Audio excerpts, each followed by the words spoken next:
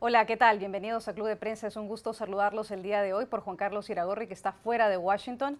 Quiero darle la bienvenida a los invitados al programa del día de hoy. En primer lugar, a Sara Barderas, la corresponsal de la agencia de noticias dpa. Bienvenida, Sara. Gracias, buen día. A Juan Carlos Hidalgo, el analista político costarricense del Instituto CACDO. Bienvenido también. Buenas.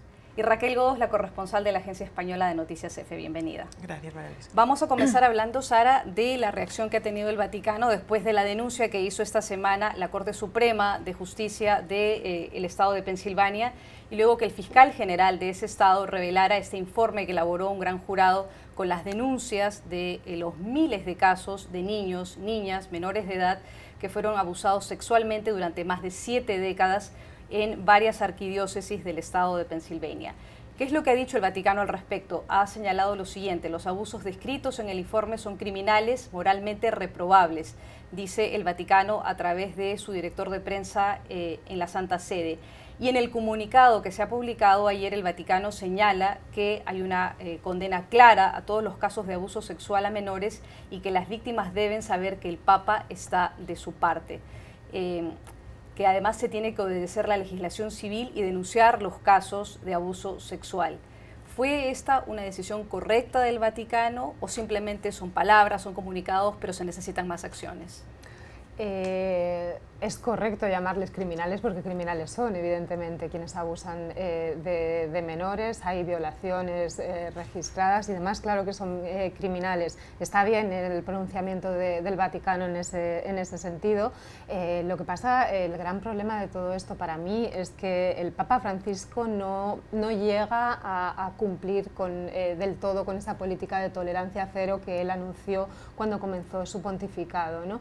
Y es el tema de los abusos sexuales es, de hecho, uno de los temas que están ensombreciendo. Lleva 5 años de pontificado el Papa Francisco, y después de una alegría general por parte de católicos y de no católicos con la llegada de este Papa, que suponía un cambio en una Iglesia católica atrasada respecto a los tiempos en muchos temas, este es uno de en los que Francisco está dejando de desear. Es cierto que hay una condena, pero tenemos, por ejemplo, hay más casos abiertos, no solo tenemos el de Estados Unidos, tenemos en Australia. Hay 2 procesos judiciales en marcha. Uno de ellos afecta al que era el número 3 de las finanzas del Vaticano, Pell, que sigue estando entre los asesores del Papa, pese a que ya no ejerce esas funciones como encargado de finanzas del Vaticano, sigue estando entre los asesores del Papa. Luego hemos visto el tema en Chile, donde este año la Iglesia Católica chilena está viviendo una de las peores crisis en toda su historia por los abusos sexuales, y ahí el Papa llegó a defender a uno de los acusados de encubrir, no de abusar, sino de encubrir, de no denunciar, de mantener bajo cuerda los abusos sexuales. Llegó a defenderlo y a decir que él no había visto ninguna prueba en contra de Barros, ¿no? de este señor. Fueron unas declaraciones que sentaron muy mal a las víctimas, a un sector social, y por las que luego el Papa tuvo que retractarse. Y luego hay otro de los ejemplos, es el de, a ver si recuerdo cómo se llama, Bernard Lowe. Fue quien era, perdonad, dejadme que mire el cargo que tenía. En Boston, si no sí, me equivoco. Era el obispo. Bueno, fue alguien que encubrió, y se sabe que encubrió, acordaos de todo aquel escándalo de abusos sexuales que luego se registró en la película Spotlight. Este hombre encubrió a quienes cometieron esos abusos, y lo que hizo la Iglesia Católica, no eran los tiempos de Francisco todavía, pero lo que hizo la Iglesia Católica fue mandarlo a Roma, donde formó parte de la curia hasta que murió el año pasado, ya con Francisco, y Francisco presidió su funeral y no hubo una sola declaración sobre todo este escándalo, ¿no? Entonces son cosas en las que yo creo que sí que echamos en falta una mayor contundencia del Papa. Juan Carlos, Sara estaba haciendo referencia precisamente al caso de Chile, el de Australia. El caso más cercano en América Latina, efectivamente el de Chile. en donde el Papa ha ido para atrás y para adelante. Sin embargo, hay una declaración de Juan Carlos Cruz, que es una de las víctimas chilenas de violaciones sexuales, donde hace referencia precisamente al obispo Barros, que fue testigo, según muchas de las víctimas de violaciones sexuales, y señala que tuvo la oportunidad de ir en mayo de este año a hablar con el Papa Francisco, que el Papa lo escuchó, que le pidió perdón en nombre propio, en nombre de la Iglesia, porque no se hizo nada antes y que él esperaba iniciar un cambio dentro de la Iglesia, como lo ha llamado Sara, una política de tolerancia cero. Una de las cosas que dice Juan Carlos Cruz, esta víctima de abuso sexual, que hoy es un hombre de más de 30 años, es que una de las dificultades más grandes que tiene el Papa, según el propio Papa le dio a entender, es que muchas de las gentes que están en el Vaticano es gente que ha tenido conocimiento de los abusos sexuales, pero que no ha transmitido la información ni a sus antecesores ni a él mismo, que él incluso fue a Chile sin la información completa. Es la justificación a la información que le dio el Papa a esta víctima. ¿Es esa una de las principales causas para no llevar adelante digamos, la sanción correspondiente a los sacerdotes? ¿Hay otras causas también? ¿Qué es lo que usted ve? Bueno, la Iglesia es una organización, una institución piramidal, una estructura bastante clara de jerarquías, y lo que hemos visto es que ha habido un modus operandi universal. O sea, Sara describía lo que pasaba en Boston, pero lo mismo ocurrió en Chile, los casos que se han revelado en Costa Rica, que no llegan a la magnitud que han salido en otras partes, pero es el mismo modus operandi. Irlanda, se denuncia a un sacerdote particular y de todo, y lo que hacen los jerarcas de estos, ya sean los obispos o los arzobispos de esta diócesis en particular, o de este país, es pasar a este cura a otra parte o llevárselo a otro país o moverlo dentro de la institución. O sea, aquí no son casos aislados, parece que ha sido la política institucional de la Iglesia Católica. Y por supuesto que esto va subiendo y subiendo, y uno dice, ¿hasta qué punto el Papa puede clamar ignorancia? Al final de cuentas, el Papa no es que viene en un paracaídas de San Pedro, ¿verdad? Y cae en el trono de San Pedro, ahí en Roma, al frente de esta institución. El Papa viene de las bases de la Iglesia Católica, y por lo tanto tiene que haber visto, tiene que haber oído, tiene que haber atestiguado en algún momento, más cuando parece que esto es tan institucionalizado, tan generalizado, tiene que haber visto de primera mano que esto es una práctica común dentro de la Iglesia Católica. Y como lo mencionábamos el otro día, esto, lo que salió esta semana, nada más es un estado de Estados Unidos, pero uno ni se puede imaginar lo que puede haber, lo que está pasando, lo que ha pasado en países con una prensa menos acuiciosa, con una actitud menos crítica hacia la Iglesia Católica, en donde la Iglesia Católica sigue siendo una fuerza todopoderosa. Me imagino un país como Brasil, enorme, me imagino otros, Colombia, etcétera, México.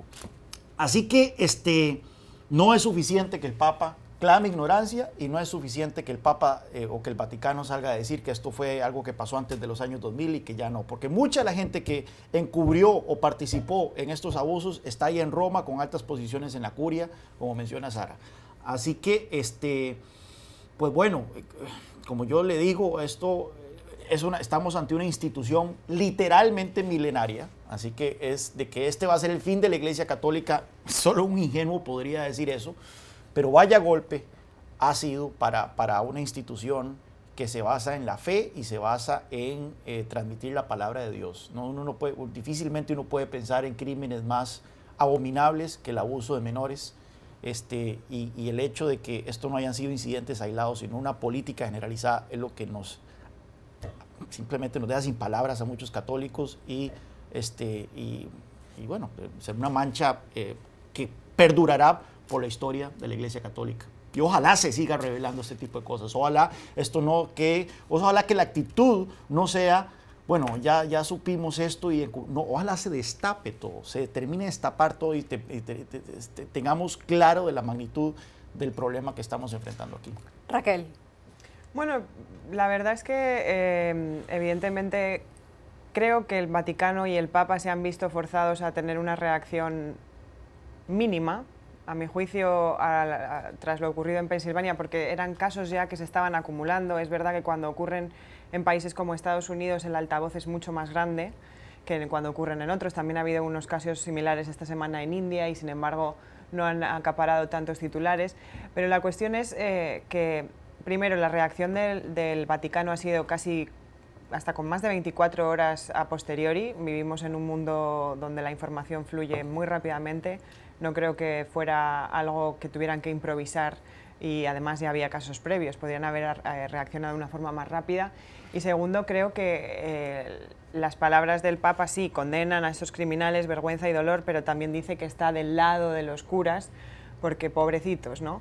Entonces, bueno, creo que son respuestas tibias, creo que todavía, como bien decía Sara, no hay una respuesta contundente a lo que está ocurriendo, y me parece incluso más llamativo o un gesto más fehaciente lo que anunciaba ayer el presidente de la Conferencia Episcopal estadounidense, Daniel DiNardo, que pedía un plan integral de actuación, pedía involucrar también a la sociedad laica, buscar canales legales que no hagan que la Iglesia parezca que está por encima de la ley, sino que esa gente también responda ante la justicia si es así, y también crear canales digamos, que faciliten a los feligreses cómo confesar y acudir a la justicia, ¿no? Que hagan que exista una manera de que esta gente no se sienta tan desamparada en el seno de lo que se supone que es el templo de su creencia como seres humanos.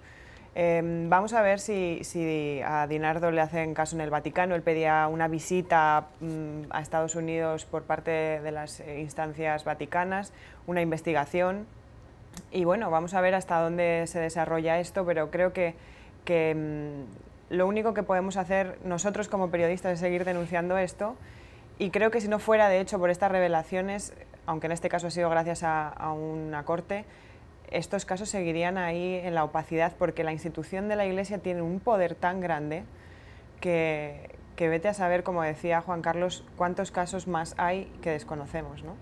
Vuelvo con usted, sí, por favor, un aporte más. Sí, una sola. La Iglesia tiene para mí una responsabilidad doble, porque en muchísimos de estos casos, como decía el otro día el fiscal, no se pueden juzgar porque han prescrito, los delitos han prescrito. Entonces, la única condena, la única reacción ya que puede haber es de la propia Iglesia Católica, quitándole sus cargos a esa gente. No conozco bien cuáles son las instancias judiciales del Vaticano, de la Santa Sede, pero estoy segura de que hay forma de castigar a estas personas. Lo que no se puede hacer es condenar, pero dejarlos, moverlos, como decíamos antes, y dejarlos que sigan gozando, que mantengan sus títulos, ¿no? Seguramente no cambia nada para ellos, o sí, no lo sé, pero por lo menos hay que quitárselos, ¿no? La Iglesia Católica, ya que la justicia no puede hacer nada, la justicia laica, como decías tú, la Iglesia Católica tiene una doble responsabilidad en eso, el Vaticano, el Papa. Para evitar la impunidad. Sigo con usted, Sara, para hablar sobre otro tema que ocupa también a la prensa de Estados Unidos, y es precisamente la relación del presidente con la propia prensa. Estamos a un día después de la publicación de más de 300 editoriales que se hicieron al unísono el día de ayer, convocado por el Boston Globe, en rechazo a los calificativos del presidente, que considera que la prensa es el enemigo del pueblo. El presidente hoy no solamente ha repetido que ese es el caso, sino también ha acuñado una nueva frase, y ahora considera que los periodistas y los medios de comunicación que no coinciden con su punto de vista son el partido de la oposición. Eso es lo que ha dicho el presidente por Twitter. Usando su cuenta de Twitter, Trump dice que el Boston Globe está en colusión con la libertad de prensa, con otros periódicos, que muchos medios están empujando más bien una agenda política. Eso es lo que dice el presidente de Estados Unidos.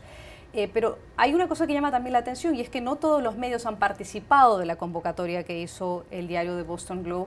Muchísimos diarios de la costa este y de la costa este y del centro del país se plegaron, incluso con líneas editoriales opuestas, algunas más conservadoras, otros no, como Dallas Morning News. Los Angeles Times de la costa oeste, por ejemplo, no participó en la convocatoria de Boston Globe y de New York Times. El Washington Post tampoco lo hizo, cada uno esgrimió sus razones. El Post dice que, ya lo había dicho desde el fin de semana, que no participaría en la convocatoria porque ya ha respondido a Trump en otras oportunidades. Y Los Angeles Times y el San Francisco Chronicle dijeron que estaban de acuerdo en principio con la convocatoria, pero que no participaban de ella porque consideran que el valor y el criterio principal es el de la independencia periodística. ¿Qué opina usted? Sí, bueno, déjame que haga mención al editorial del Boston Globe que llega a comparar a Trump con un dictador, ¿no? Porque dice algo así como que sustituir medios libres por uno oficial gestionado por el Estado siempre ha sido prioridad de regímenes corruptos, ¿no? No está diciendo que sea Trump, pero bueno, ahí queda la comparación. Sí, lo que decías respecto a lo que decías de los periódicos que no han participado, el Washington Post, por ejemplo, lo que decía es que la cobertura que el diario hace del presidente no se debe a una hostilidad hacia el presidente, y me parece que es muy acertado al destacar eso, ¿no? Ellos están diciendo, no somos enemigos del presidente, simplemente estamos informando que es nuestro deber y estamos ejerciendo la tarea de cuarto poder, que es para mí, creo que para todos los que estamos en esta mesa, es uno de los pilares de la democracia, ¿no? El control por parte de la prensa de los poderes. Tengo que decir que yo concuerdo en parte con los periódicos que no han participado en esta iniciativa, porque lo que me temo y lo que tengo la sensación, además, después de escuchar ayer a Trump en el despacho Oval hablar de libertad de prensa, no sé si lo visteis, que hubo un pool y dijo que los periodistas se pueden quedar o se pueden ir, libertad de prensa. Hizo el chiste que todo el mundo le rió, era ingenioso, la verdad, pero bueno, lo que está haciendo es, lo que se ha hecho es darle más carbón para alentar a sus bases, ¿no? Y él plantea que los periodistas somos el enemigo del pueblo. Ha logrado crear una realidad en la que hoy en día todos hablamos de fake news. El término fake news lo ha introducido en nuestro día a día y ya ni nos lo planteamos, ¿no? Y hay una gran parte de la sociedad que hoy en día está cuestionando nuestro trabajo porque se ha creado tal realidad paralela respecto a lo que hacemos, decimos con este presidente y todos los que lo han seguido en otros países, que hoy en día estamos como expuestos ante una opinión pública o ante una parte de la opinión pública que nos cuestiona continuamente, ¿no? Cuando lo que tendrían que hacer es cuestionar a personas como Trump, ¿no? Entonces, bueno, creo que el sacar editoriales todos a la vez y sí que de alguna forma alimenta, a él le viene muy bien, porque lo que está diciendo a sus bases es, ¿veis? Ya os lo decía, son nuestros enemigos, van a por nosotros, nos atacan, tenemos que combatirlos, ¿no? Juan Carlos. Sí, es interesante meterse en la mente del seguidor de Trump. El otro día estuve en la casa de uno, que para nada uno puede decir que es este perfil que se ha hecho, ¿verdad? Como se dice aquí en Estados Unidos, el redneck, ¿verdad? Para nada. Alguien que trabajó en el gobierno toda su carrera, que está pensionado, suscrito al Washington Post y demás. Pero de los suburbios aquí de Washington. Y recuerdo que tomó el Washington Post y me dijo, esto se ha vuelto una porquería, ¿no? Desde que llegó Trump al poder, solo ataques al presidente, etcétera. Y esto que es un periódico que no participó en esta cadena, ¿verdad? Editoriales. Así que ciertamente Sara tiene un punto. Esto llena una narrativa, sigue una narrativa de que hay una confrontación abierta entre el presidente y la prensa, y los populistas medran de este escenario. Los populistas necesitan esos enemigos externos, y cuando los enemigos externos entonces dan paso a esa ilusión, a esa óptica de que hay un frente unido en verdad contra el presidente, bueno, entonces ahí está. No hace falta no hace falta un tweet, no hace falta una intervención de Fox News para decir, véanlos, ahí están, vienen tras mí, tras el presidente. Así que es un buen punto. El otro día estábamos acá y estábamos comentando sobre ¿Qué tan bueno era esta cadena de editoriales? Ciertamente la retórica del presidente está alimentando que un segmento importantísimo del público estadounidense, un 40%, si nos guiamos por los números de popularidad del presidente, desconfíe de la prensa y relativice todo lo que sale publicado en los periódicos o en los medios de comunicación. Y eso es muy peligroso, más allá de simplemente la administración Trump. Eso va a perdurar la administración Trump. Así que esta balanza ciertamente es difícil. Yo creo que el hecho de que estos grandes medios no hayan participado de la cadena de editoriales, y no solo no hayan participado, sino que hayan salido a decir por qué no participaron, como que mina un poco el esfuerzo, ¿verdad? Y creo que al final de cuentas es el presidente el que más bien sale bien parado con respecto a su supuesto enemigo, que es la prensa. Raquel, ¿qué opina usted? Bueno, en todos los esfuerzos colectivos, cuando hay alguien que disiente, evidentemente hay un drenaje de esa fuerza, ¿no? Y no se trata de cualquier periódico, son el Washington Post, Los Angeles Times, son grandes periódicos de aquí. Por otro lado, creo que tienen su punto de razón. Lo que pasa es que es muy complicado crear una estrategia común en un país tan grande, con una cantidad de publicaciones tan grande y que todo el mundo tenga la misma opinión sobre cómo enfrentar un problema que desde luego sí es común, pero evidentemente las estrategias y los puntos de vista pueden diferir y en este caso lo han hecho. Yo no tengo muy claro cuál es la mejor postura. Creo que por un lado los editoriales de muchos periódicos y los directores, los grupos, los boards editorials de los periódicos han tenido que pararse y sentarse a hablar sobre cómo nos enfrentamos a esto, porque ya no es una cuestión de la crisis que pasa al sector, que es muy aguda, sino de la crisis de credibilidad, que al fin y al cabo es lo único que le da sentido a lo que hacemos. Y me parece muy peligroso lo que está sucediendo con Trump, porque bueno, ayer, después de todo esto del tema de los editoriales, hubo una aparente amenaza de bomba al Boston Globe por la tarde. Hay quien ya ha advertido que en manos de Trump va a recaer algún ataque contra algún periodista, y bueno, ya vimos lo que sucedió en Annapolis hace unas semanas, en la que atacaron un periódico, ¿verdad? Creo que la situación es extremadamente peligrosa. Y luego hay una cosa que a nosotros como periodistas nos afecta y que yo siempre he hablado mucho de ello, pero tampoco tengo la respuesta al problema, y es que las otras tres ramas de los poderes de las democracias tienen un control que es el nuestro. Y de hecho nosotros, actuando como periodistas, ayudamos a que esas instituciones sigan trabajando de forma correcta y controlamos lo que hacen para que no se pudran por dentro, para que la corrupción, las malas gestiones digamos, prosperen. Pero en nuestro caso, ¿quién nos defiende a nosotros? Quizá por eso 350 periódicos se unieron ayer, porque no saben a quién apelar. Aquí apelan a la Constitución, ¿no?, y al derecho de la información y la libre expresión, pero también el derecho a la libre expresión aquí está afectando, y todavía no sabemos cómo manejarlo, permitiendo que un presidente del gobierno o cualquiera, a través de una red social, disemine mentiras. El problema es que miente, porque a mí de verdad me encantaría poder hablar de Trump sin tener que decir todos los días que miente cuando habla.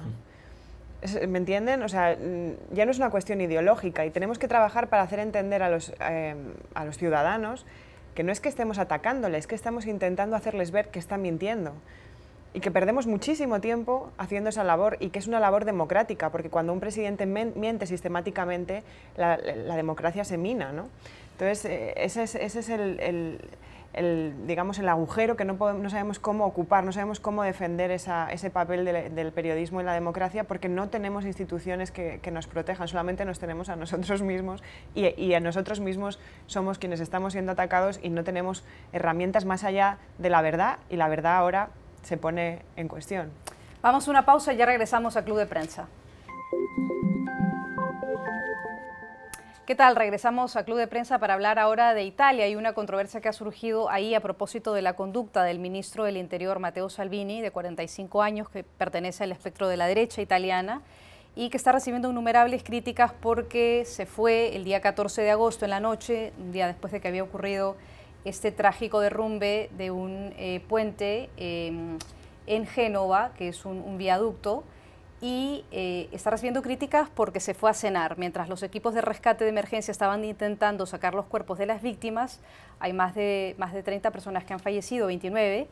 Él estaba cenando con partidarios de su movimiento político, celebrando la formación del partido Liga, déjeme buscar el nombre acá, se fue. Liga Norte. Liga Norte, exactamente. Y entonces las fotografías fueron divulgadas por las redes sociales y ahora él se ha tratado de tomar un poco una fotografía con más bien las familiares de las víctimas que han sufrido esta penosa tragedia. No es la primera vez que Matteo Salvini, hay que decirlo, está envuelto en controversias. Él ha sido también una de las personas que ha llamado mucho la atención en el gobierno italiano porque ha dado declaraciones respecto de, por ejemplo, su posición respecto de los inmigrantes en Italia. Antes de llegar al gobierno dijo algunas declaraciones, por ejemplo, controversiales sobre el uso de vacunas, que él considera que las vacunas en algunos casos son más peligrosas que el beneficio que ellas tienen.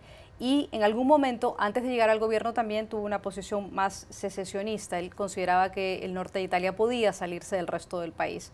Por lo tanto, es una figura que es considerada en algunos ambientes políticos de Italia como controversial. ¿Qué opina usted sobre estas controversias? Sí, tiene declaraciones controvertidas antes de llegar al gobierno y durante en el gobierno, luego os cito algunas, pero respecto a la imagen, al tema por el que nos preguntabas, la fiesta, cuando tienes casi 40 personas muertas confirmadas en ese momento, uno de los peores momentos del año para Italia, se va de fiesta, además hay fotografías de él en mangas de camisa. Mira, yo sé que no cambia nada la realidad de las víctimas, la realidad de sus familiares, que el ministro esté de fiesta o no esté de fiesta.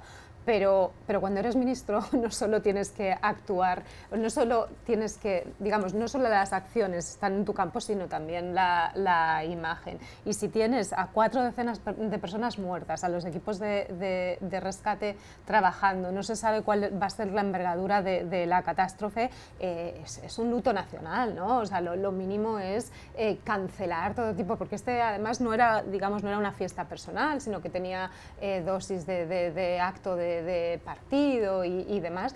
Esas cosas se cancelan, ¿no? Igual que cuando hay un atentado se cancela una campaña electoral y demás. Y lo hablamos hace un momento y era lo que yo también pensé nada más leer la pregunta. Nos recordaba a Raquel y a mí como españolas que somos el escándalo que hubo en España cuando la entonces alcaldesa de Madrid, Ana Botella, la mujer del expresidente Aznar, se fue a un spa de lujo de Portugal después de una de los hechos que más conmocionaron a España ese año, que fue la muerte de 3 niñas, de 3 jóvenes en un concierto, en una actuación de un DJ en una sala madrileña, donde se incumplieron todo tipo de regulaciones de seguridad, donde hubo una avalancha y demás. Y la señora se fue a un spa de lujo y luego dijo que es que ella bueno, dijo su oficina que ya lo tenía programado desde hace tiempo. Es como, bueno, o sea, cancelas todo. La imagen en estos casos es muy importante. Y respecto a lo que decíamos del ministro del Interior italiano, no hace mucho, creo que fue el mes pasado, hubo un debate muy fuerte en Italia sobre el racismo, cuando a una atleta negra le lanzaron un huevo desde un coche en marcha, creo, que además le dañó la córnea, ¿no? Y entonces este señor dijo que no era racismo, que eso eran tonterías, vincularlo con el racismo. A finales del mes pasado citó también a Mussolini en un tuit. Quiero decir, este señor, bueno, lo que hablábamos de lo que son los populismos y los ultraderechismos, ¿no? Cambio de tema, Juan Carlos, para hablar sobre un tema económico que está en el diario The Guardian y que tiene que ver con un índice que recoge The Guardian del Instituto de Políticas Económicas y tiene que ver la comparación de los salarios entre los presidentes de los directorios de las grandes compañías de Estados Unidos con lo que ganan los empleados de esas mismas compañías o de otras, y hay una gran disparidad, un gran gap, como se dice en Estados Unidos. El Guardian dice que hoy la brecha es astronómica entre lo que ganan los presidentes de los directorios de estas compañías y los trabajadores promedios. En las grandes compañías de Estados Unidos ha habido un 17% de incremento en el pago que reciben los jefes de las compañías que recibieron en el 2017 y se compara con lo que recibieron o con la compensación que recibieron en los trabajadores. Los presidentes de los directorios recibieron en el 2017 más de 18 millones de dólares anuales, mientras que el pago de los empleados se quedó estancado con solo un incremento del 0.3%, según cifras de The Guardian, que, repito, recoge del Instituto de Políticas Económicas. El gran pico de la subida de los salarios de los jefes de las grandes compañías estadounidenses se produce, según esta información, desde el 2002. Y hay dos ejemplos que voy a poner rápidamente. Uno, McDonald's, el presidente del directorio, 21 millones de dólares, sueldo promedio, y sus empleados tienen $7,000 al año. Walmart, el presidente del directorio, 22 millones de dólares al año, un trabajador promedio de Walmart, $19,000 al año. ¿Qué opina usted respecto a esto? Mira, yo tengo sentimientos encontrados con respecto a esto.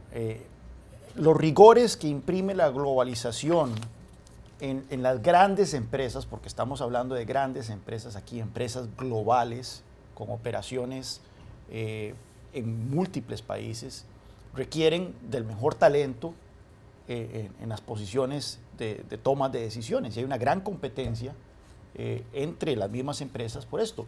Y si hay un lugar donde se aplica el dicho de que camarón que se duerme se lo lleva la corriente, es precisamente en el mundo empresarial, en épocas de globalización. Y hemos visto grandísimas empresas que han desaparecido. Si nosotros vemos el top 500 de los años 80, de las 500 empresas más grandes del mundo, y lo comparamos con el top 500 de ahora, veremos que la mayoría de las empresas que estaban en el top 500 en los años 80 ya no están actualmente. Así que ciertamente yo no veo descabellado el hecho de que los CEO de estas compañías ganen mucha plata. Vemos, por ejemplo, si uno lee reportes así que salen en el Financial Times, de cómo McDonald's ha tenido que reinventarse en los últimos años, porque venía experimentando una caída en los gustos de la gente. La gente ahora gusta de comida más sana, ya no gusta de la comida frita, la comida rápida. Entonces McDonald's ha tenido que implementar cambios radicales en su estrategia. Coca-Cola es una empresa que está viendo sus ganancias caer, puesto que la gente ya no está tomando tantas bebidas gaseosas. Entonces, este tipo de cosas ciertamente requieren de gente muy habilidosa al frente. Ahora bien, la pregunta es, también las malas noticias que se transmiten sobre esta creciente brecha de ingresos entre el liderazgo ejecutivo de las empresas y los trabajadores ciertamente no constituyen buena publicidad, no solo para las empresas en sí, sino para el sistema. Es aquí en donde los Bernie Sanders, los Elizabeth Warren y todos los populistas de izquierda van a venir entonces a poner esto como un ejemplo de los excesos del capitalismo y por qué se requiere entonces abolir la propiedad privada y regresar a las maravillas de la redistribución estatal que tantas maravillas ha dejado y tantos muertos dejó en el siglo XX. Así que esa es mi opinión. Por un lado, son dinámicas que se tienen que dar, pero por el otro lado hay que tenerle mucho cuidado porque esto es caldo de cultivo para los populismos tanto de izquierdas como de derechas allá afuera. Y tengo que hacer un giro muy grande en la conversación y preguntarle a usted, Raquel, sobre Aretha Franklin, que fue una de las más populares cantantes de los últimos años en Estados Unidos. Murió lamentablemente ayer a los 76 años. Era la reina del soul. Era una de las mujeres que hacía llorar a propios y extraños, a quienes conocían mucho su música y a quienes no. El presidente Barack Obama fue una de las personas que más se conmovió con ella en una de sus últimas presentaciones en el Kennedy Center aquí en Washington. Su rostro y una senda de reconocimientos a su legado están en todas las portadas del periódico, en The Washington Post, en The New York Times, bueno, en todos los periódicos que tenemos en la mesa, en Financial Times, The Wall Street Journal, en fin, y en la prensa internacional también. Ella tiene una canción en particular que yo venía escuchando ahora en el taxi antes de llegar aquí, que era Respect. Tengo que reconocer que yo no conocía mucho sobre Aretha Franklin y es verdad que al escuchar cómo canta uno queda realmente electrizado. Se convirtió en un himno, según lo que entiendo esta canción, un himno feminista. Hay al menos 20 sencillos de Aretha Franklin que estuvieron número 1 en la lista del Billboard. Era extremadamente emotiva a la hora de cantar, solo hay que mirar sus videos en YouTube para ver el tipo de mujer que era y cómo cantaba. Ray Charles dijo, del que sí soy muy admiradora, dijo una vez, no conozco a nadie que pueda cantar como ella, dijo el cantante famoso afroamericano de esta famosa canción Georgia. Ella también cantaba en los mítines que hacía Martin Luther King y, como dije antes, hizo llorar al primer presidente afroamericano en el 2015. ¿Qué le recuerda a usted a Aretha Franklin? Bueno, yo empecé a escuchar a Aretha Franklin sin saber quién era realmente. Cuando era una niña me topé con un disco de ella y de Ella Fitzgerald en casa de mis padres y lo escuchaba sistemáticamente. Creo que puede ser que uno de mis primeros contactos con el inglés fuera ella. Y la verdad hay que recordarla primero porque evidentemente tenía un don en su garganta, que eso pues es difícilmente cuestionable, pero además de su capacidad vocal, de su magia en los escenarios, hay que recordar que brilló en una época en la que en Estados Unidos todavía no había siquiera, o estaban luchando por los derechos civiles. Ella fue pionera y muy amiga íntima de Martin Luther King. De hecho, su familia le ayudaba financieramente al King para sus mítines y sus campañas, y destacó en un mundo de hombres y de blancos en el que los negros estaban perseguidos y con una fuerza impresionante, ¿no? Creo que tenía una vocación social muy importante, creo que tenía una vocación feminista que rompió muchas barreras en su día. Y como, bueno, hace un momento leía unas declaraciones de un cantante español y decía: ¿quién no osa decir que Aretha Franklin ha muerto, no? Sí, la recordaremos todos. Hacemos una pausa y ya regresamos al programa.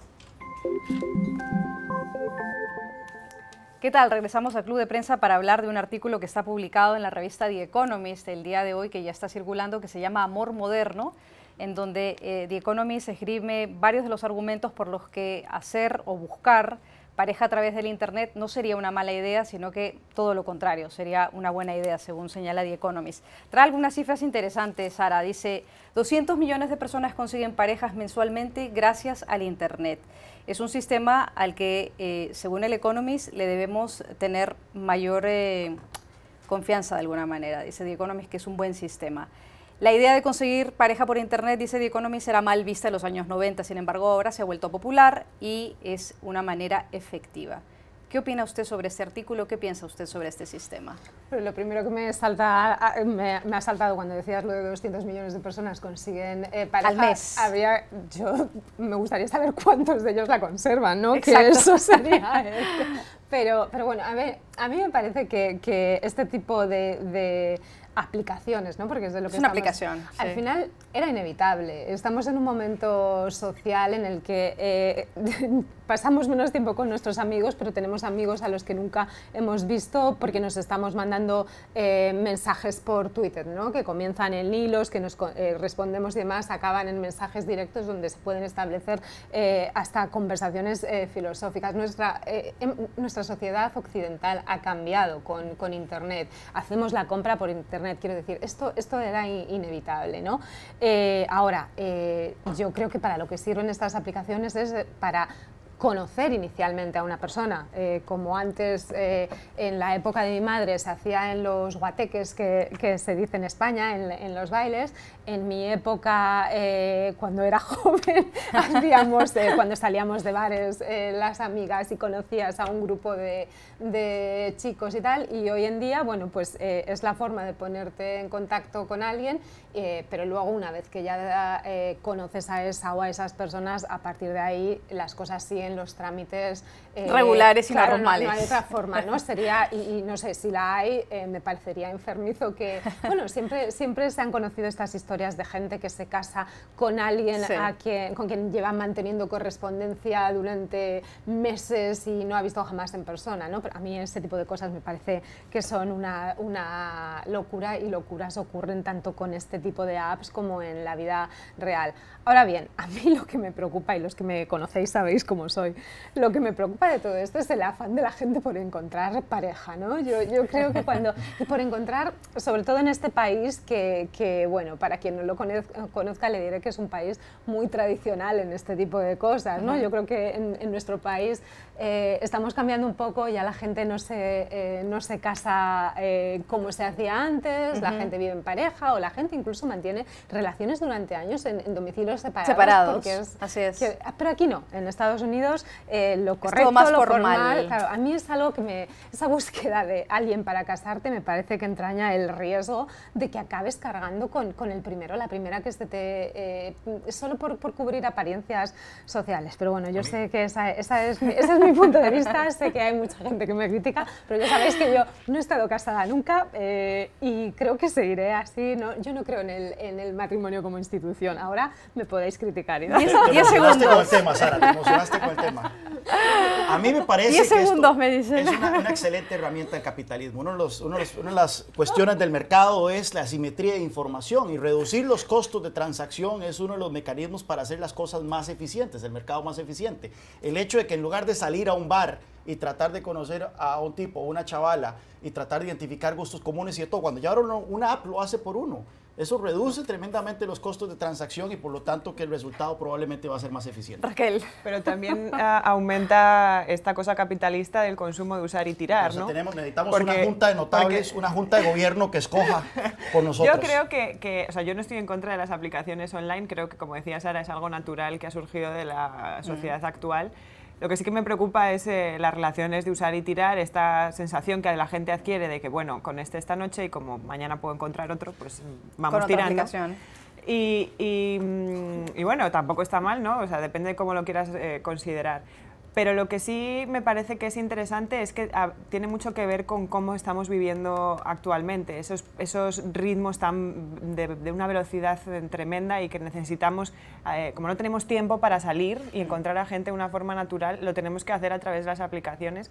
En España a lo mejor sí se usa mucho y en Latinoamérica también, pero creo que en un grado un poco inferior porque le dedicamos más tiempo a nuestra vida social. Hacemos una pausa, ya volvemos. ¿Qué tal? Volvemos al último segmento de nuestro programa para la mala semana, el segmento de todos los viernes. Le pregunto a Sara Barderas, ¿quién tuvo una mala semana?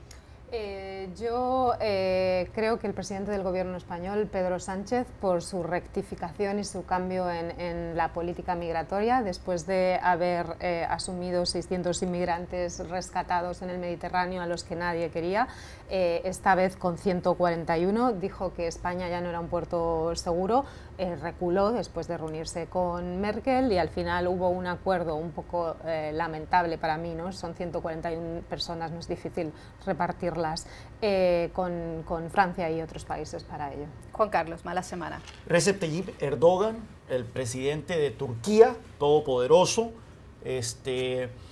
viene enfrentando problemas económicos a partir de decisiones, malas decisiones en materia de política monetaria principalmente.